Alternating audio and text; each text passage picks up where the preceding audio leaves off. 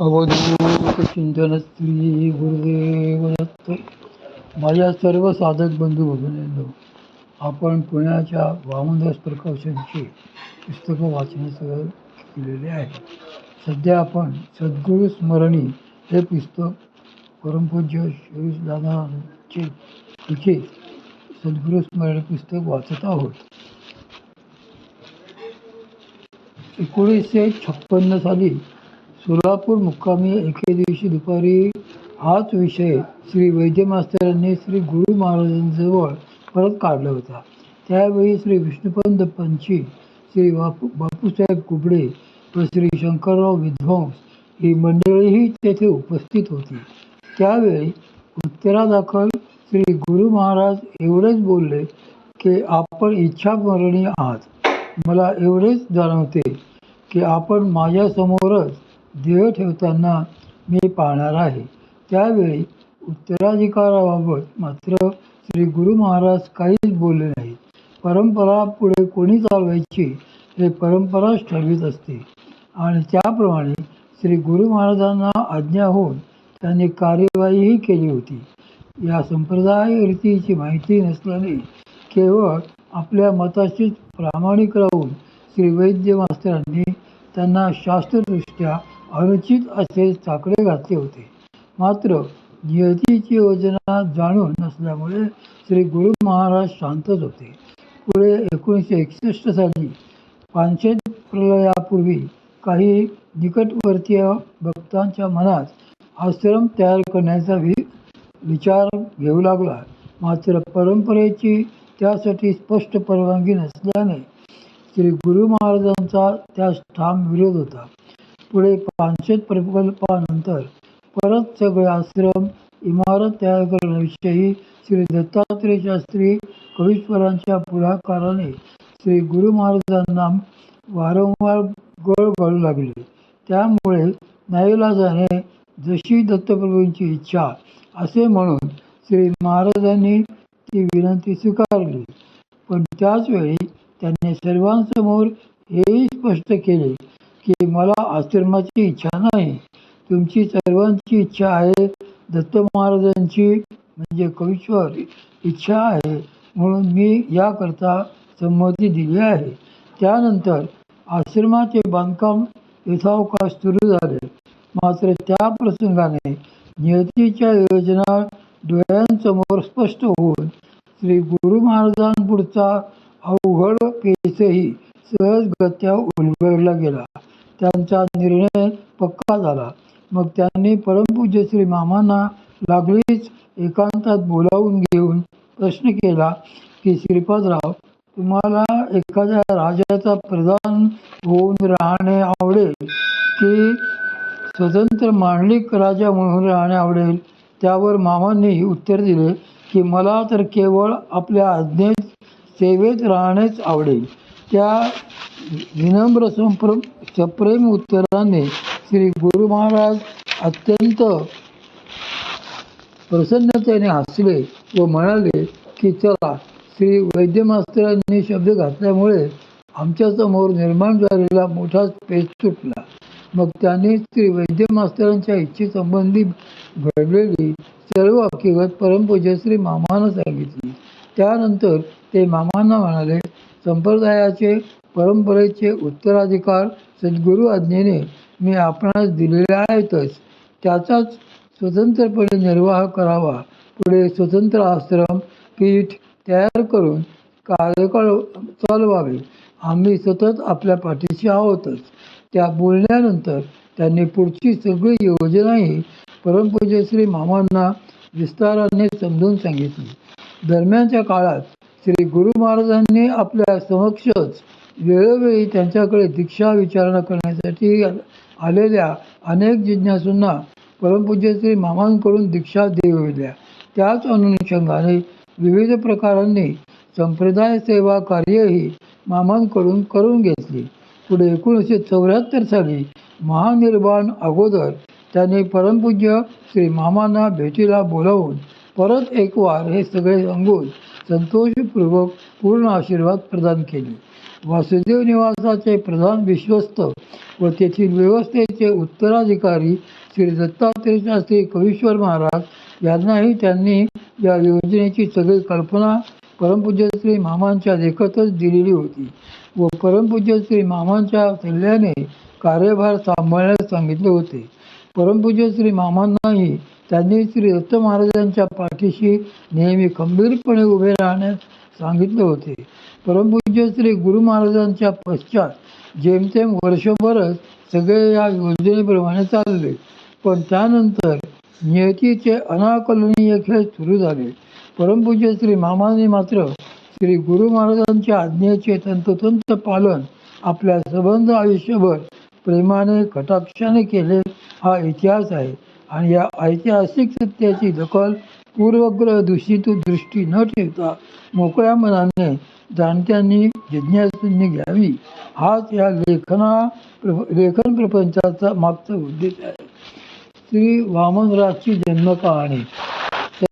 संत सत्पुरुष हे पूर्णतया निरीच्छ असतात, पण सत्संकल्प त्यांच्या ठाई फुरला की त्यांच्या ठिकाणी जागृत असलेली चितशक्ती कसे अद्भुत कार्य करते याचाच हा एक प्रत्यक्ष अनुभव आहे. सद्गुरू परमपूज्य श्री मामांनी कृपावंत होऊन मला 1981 साली सनाथ केले. 1981च्या जानेवारी महिन्यात प्रथमच त्यांचे श्रीचरण दर्शन घडले आणि त्याच महिन्यात त्यांनी मला अनुग्रहित करून कृतकृत्य केले. ते वर्ष माझ्या अभियांत्रिकीच्या शिक्षणाचे तृतीय वर्ष होते. त्यानंतर 1982 पर्यंत अधूनमधून प्रसंगविशेषी त्यांचे प्रत्यक्ष दर्शन, पत्रद्वारे कृपा, सहवास, सुख लाभत होते. 1982 साली सांगलीला एकदा ते आले होते. तो प्रसंग अजूनही तसाच आठवतो. एक दिवस दुपारी जेवणे झाल्यानंतर आम्ही सगळे बोलत बसलो होतो. परमपूज्य श्री मामाही हास्यविनोदाने सहभागी होत होते. त्यावेळेस मी त्यांना विचारले, मामा, मी आता पास झालो की वणीला जाईन, कदाचित विदर्भातच नोकरी करीन. मग मात्र हे संवाद, सुख आणि दर्शन मला दुर्मिळ होईल. त्यापेक्षा मी नोकरीच केली नाही तर. उत्तरादाखल ते प्रसन्नतेने हसले आणि त्यांनी विषयच टाळला. त्यानंतर दुसऱ्या दिवशी एक मस्त गंमत झाली. रात्रीच्या वेळेला परमपूज्य श्री मामांभोवती आम्ही 3-4 साधक बसलो होतो. मी तेव्हा फारसं कोणाला ओळखतच नव्हतो. या मंडळीमध्ये एक म्हाताऱ्या आजी पण होत्या. बोलता बोलता मामांना डुलकी लागली. मग सगळेजण आपापसात हळूहळू आवाजात बोलू लागले. मी इतरांच्या गप्पा ऐकू लागलो. इतक्यात त्या आजींचे लक्ष माझ्याकडे गेले व त्यांनी माझ्याकडेच मोर्चा वळविला. त्यांनी ओळख करून घेऊन गप्पा मारायला सुरुवात केली. गप्पा कसल्या, मुलाखतच ती. मी जमतील तशी उत्तरे देऊ लागलो. नाव काय तुझे, कुठे शिकतोस असतं वगैरे जुजबी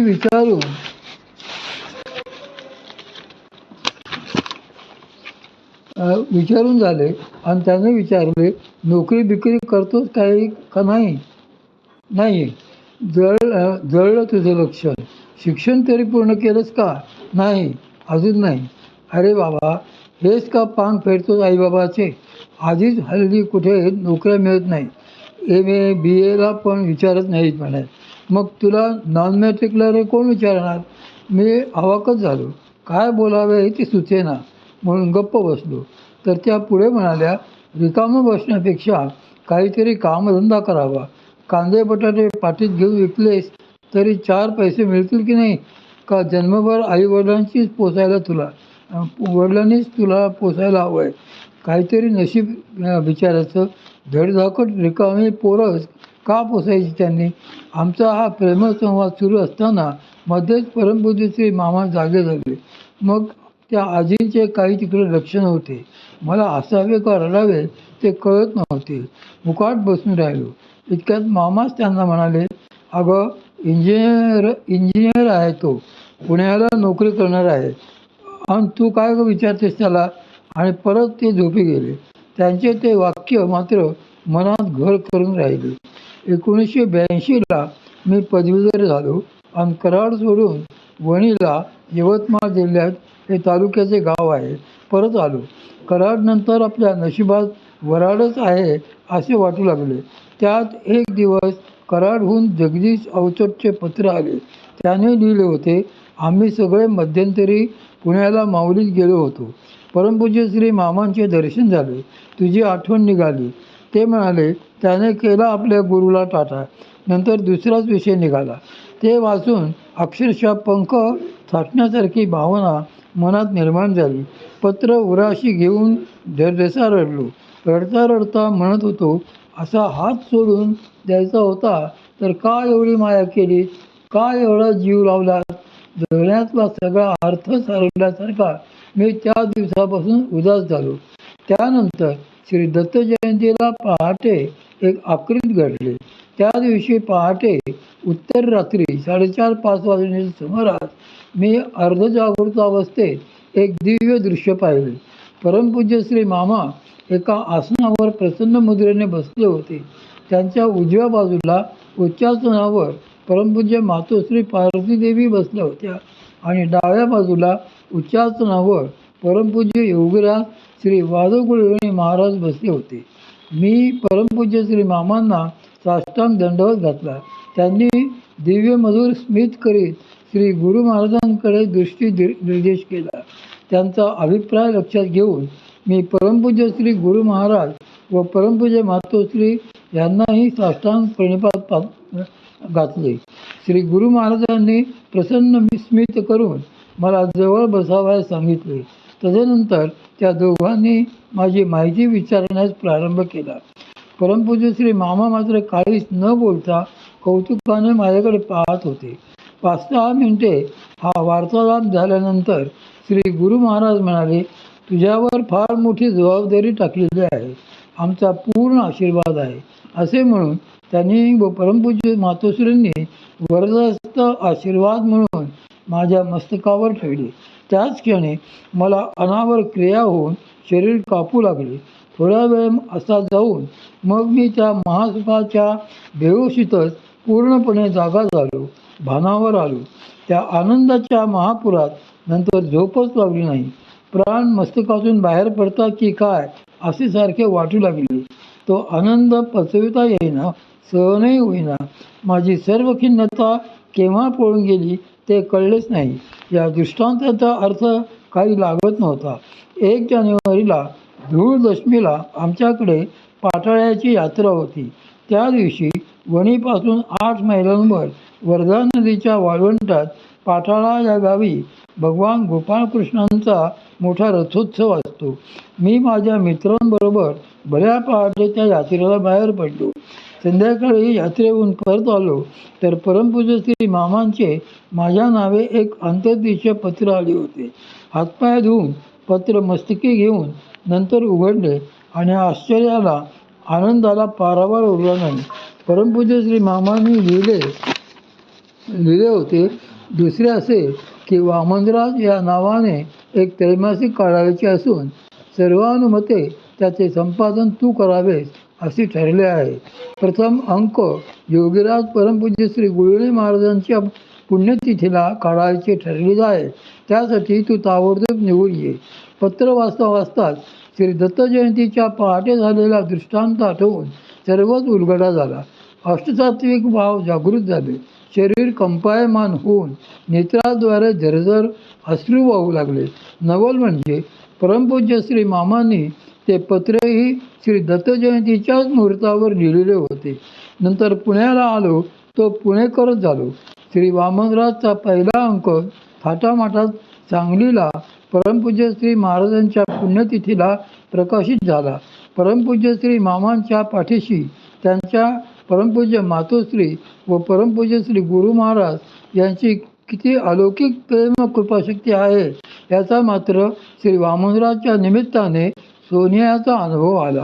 परमपूज्य श्री मामांबद्दलच्या भावना व्यक्त करण्यासाठी तर माझ्याजवळ शब्दच नाहीत. म्हणून भगवान श्री ज्ञानेश्वर माऊलींच्या चरणधुलीचा आश्रय घेऊन मी एवढेच म्हणेन की जय जय ओ शुद्धे उदार प्रसिद्धे अनवरतानंदे वर्षतीये. एखादी वेळे गुरु माय करी भाव बळे, मग स्तन्य सुखे डोळे अंकावरी.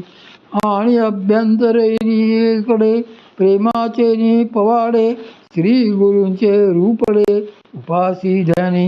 त्यांनीच घालून दिलेली ही साहित्य सेवा त्यांनीच हातून करून घ्यावी. आम्हा सर्व साधकांना आपल्या उदार कल्पतरूप श्रीचरणांचा नित्य आश्रय द्यावा आणि श्री वामनराजच्या रूपाने आमचे लळे पुरवावेत.